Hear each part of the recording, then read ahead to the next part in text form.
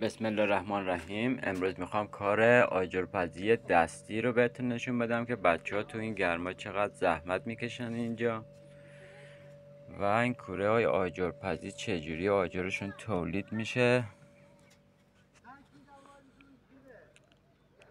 اینجا رو که میبینید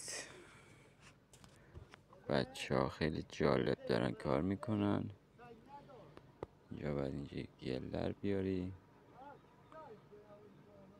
به این حالت خاک رو تبدیل به گل کنی و این آجرها رو به حالت دستی و با قالب، به طوری که این دوست عزیزمون اینجا داره واسهتون میندازه. میبینید که گل اینجا آماده کرده، قالبش رو پر کرده و اینجوری بلند میکنه و میبره. هر دفعه قالبش 6 تا دونه آجر میندازه. بعد اینا که خوش میشه به این حالت چیده میشن و یکی دیگه میاد اینا رو به این حالت میچینه توی کوره. این کوره اینجوری